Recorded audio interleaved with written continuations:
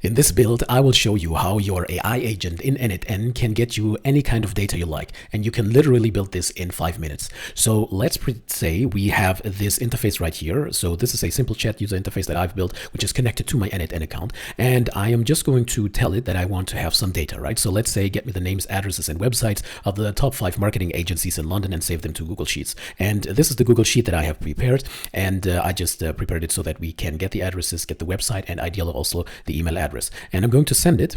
And what's happening in the background is that the agent itself is connected via MCP, and I'm going to get to that in a second, to Apify. And if you're not familiar with Apify, this is a web scraping platform which has more than 7,000 different kinds of scrapers that enable you to basically connect to any kind of platform that you like and get data from there. And we are going to connect the store from Apify via an MCP server, or via their MCP server, to our n8n flow, and then get the data right from over there. All right, and now that's my response, and I'm going to check this really quickly. I found 5 marketing agents near London and saved their name, addresses, and website to the Google Sheet. And if I jump over to my Google Sheet, then now you can see that this is the data that we have just received, right? And this is exactly what I asked for. So how are we going to do this in n8n? I'm going to jump into an empty flow, into an empty canvas, and we are going to build this together right from scratch.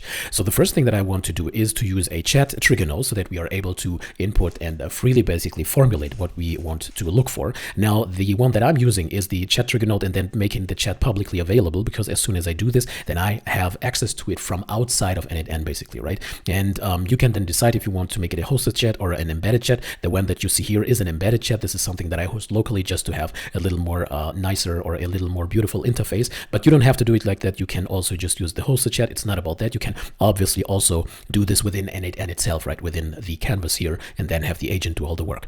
All right, now the next step is that we want to add an AI agent, going to get into AI and then into AI agent.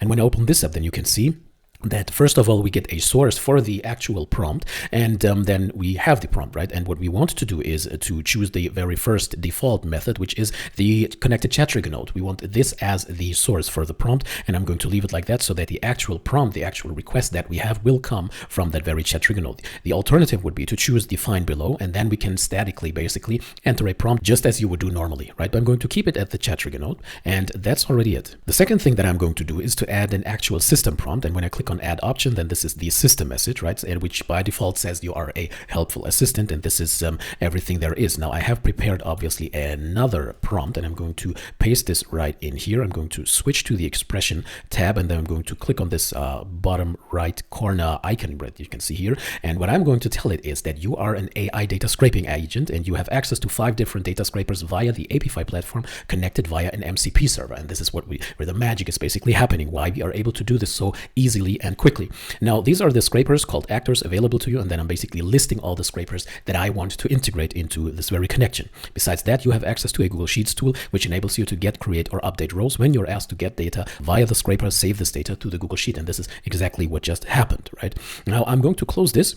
I'm going to close this as well, and this is basically already it in regards to the prompting, right? Next step is that we want to connect it to a chat model, and the one that I usually use just for demo purposes is 5 Mini from OpenAI. You don't have to do it like this. This is just my default setting. It's not about the model itself.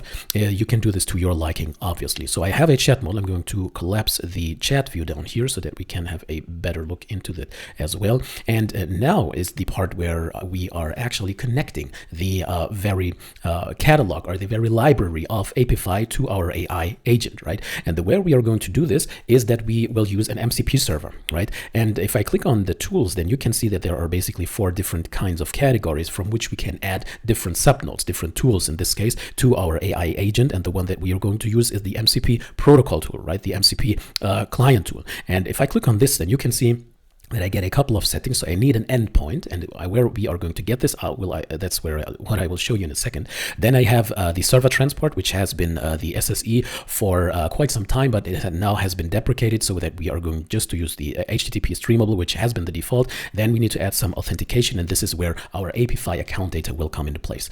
All right, now in regards to the endpoint, this is what we're going to take care of first. The way we are going to do this, or where we can get this, is if we go to a site, and I've already prepared this, called MCP mcp.apify.com, right? And you are being presented this very nice interface right here. And there are multiple sections. I think these are 3 or 4 different kinds of sections. The first one is the actors panel. Then we have the tools that we want to enable it with. And then we have the MCP server URL. And this is exactly what we are going to need in a second. Then we have an integrations panel, and we don't even need this for n8n. And the first step is that we can choose the actors that we want to connect it with, right? Because the MCP client will basically enable us to connect via only one connection to all the actors there are within Apify, right? So if I click on add or remove actors, then I am being presented with the whole library of actors, with the complete store, if you will, of the actors that are available via MCP within Apify, right? And I obviously am going to choose exactly the ones that I mentioned within my prompt, right? So if I jump back into the agent prompt, then you can see that there are 5 different kinds of scrapers that I chose, right? And I even gave it the official name so that it's easier for the AI agent to identify which one is which and which one is doing what. So I chose Instagram, YouTube, Google Maps, and then the website content crawler and the web scraper. So I'm going to choose the ones really quickly. Those are Instagram, YouTube, then we have Google Maps, web content, and web scraper. So these are the 5 that I just chose, right? And obviously you can adjust this to your liking. You can get data from LinkedIn, you can get data from any kind of social media platform that you like. There's even a contact details scraper, right? And so on and so forth. All right, I'm going to save the changes, and that's already it in regards to the selection of the actors themselves. Next step is that we want to basically enable the MCP connection, what we are able to do with those actors, right? So if we want to be able to search even for actors, if we want to be able to get into the actor details, right? This could be the pricing, this could be the amount of maximum results you can retrieve, and this obviously is very custom to the specific actor, but this is something that you could enable your AI agent to have, right? Or to do. And you can obviously enable or disable this, and everything else there is and what you want to equip your specific AI agent with can be dealt with in this place. Now, the very last point that we are going to use is to have the actual MCP server URL, right? And you might already know where we are going to place this, because as you can see, this has now been added, right? You can take a look at the additional parameters within our URL, and these are exactly now the scrapers that we chose, right? The actors that we chose right at the very top here. So the only thing that I need to do is to copy this into my clipboard. I'm going back into n8n. I'm going to close the agent. I'm going back into my MCP client subnode, and this is now the endpoint that I now need to use. So I'm just going to paste it right here, and everything else can basically stay the same, except for obviously the authentication, right? So I'm going to choose the bearer auth, and then I already have my connection, which is the Apify API bearer, right? And the only thing that you would need is to get the API key from your Apify account.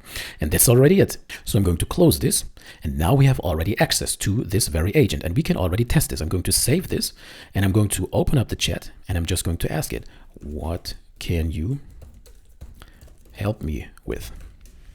And now I did get a response. This took quite some time, about 23 seconds, but this is now the response that I got. And now you can see Instagram scrape profiles, post comments, hashtags, places, and everything else. So it's getting already pretty detailed in regards to the information that it has from the actors themselves, right? Because we now have access to those very scrapers. All right, now the next step is not really necessary. So basically you could already go with this information, right? You could already use or reuse the same prompt that I just used here with just this very setup, right? So this is already the basic stuff there is to connect your AI agent to those thousands of scrapers. Now, the next thing that I do want to add, however, is to first of all add a memory so that there is some context, you know, that we can work with during the chat. I'm just going to use a simple memory, and I'm going to increase the window length to, I don't know, 15 or 25 messages, and that's already it. In that regard, the session ID within the simple memory should come or can come from the connected chat trigger node as well, which will then also automatically generate this very session ID that it needs to, you know,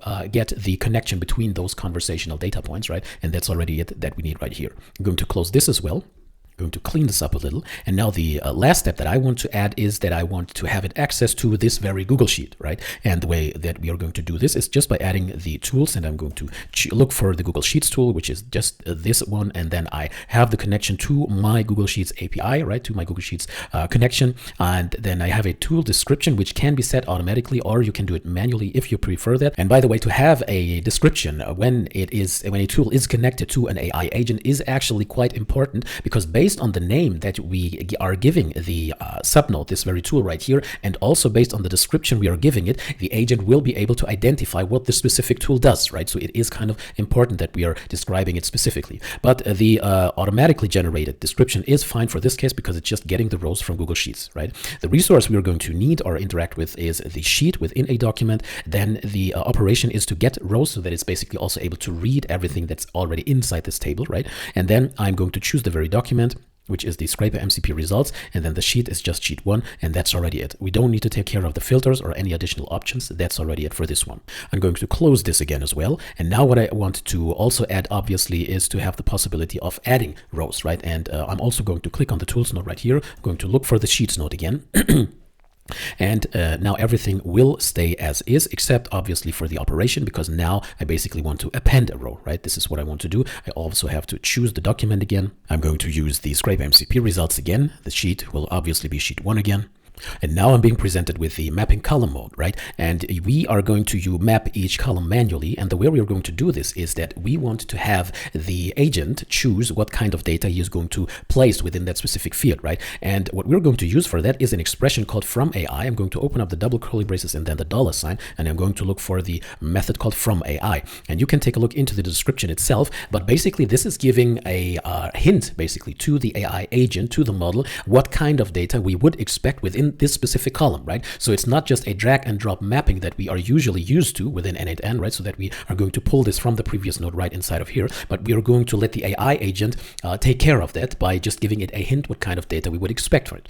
And what you can do for this is just using the actual column names that we have already defined here, because these are pretty self-explanatory by themselves. This is already enough as the hint for the AI model, right? So I'm going to just give it the key called place name. The next part will be to give it the category. I'm just going to use the same logic right here, and I'm going to do this for each and every one of those data points. One is called city. This one is called country, the website. And then we have the email address, and that's already it. Now, obviously, you can see that these are all undefined and they are red. And the reason being is that it has obviously not being generated yet, right? It was not generated yet, these data points by the model itself. So we need to run the whole flow first so that it's basically able to conduct that mapping. All right, but this is fine for now. I'm going to close this again. And now we already have this very agent that we can work with. I'm going to save the whole flow.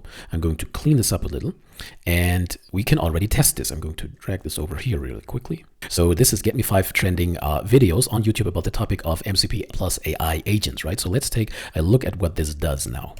All right, and it went through successfully. However, there are some things to remark. First of all, it did take quite some time, which was more than 2 minutes, but you know, this might be due to my connection. Then first of all, basically it did give me the 5 results, right? So there's a video from OpenAI itself, then it's basically from Fireship, and then different kinds of videos, 1, 2, 3, 4, 5. So these are definitely 5 trending videos, and these are also pretty recent. And then if I look into the Google Sheet, then I can see that this was not added. Only the very last or the very first one was added to the row. So this is something that, you know, you might have to improve within the prompt itself, right? So this is something that I would have to take care of. And then obviously the very sheet is not ideal because I have prepared this table for the previous prompt, right? Where I wanted to actually have the data from potential leads or whatever, right? When I'm looking for or using the Google Maps scraper, and this one now gave me YouTube data, right? Which is not really fitting it, put the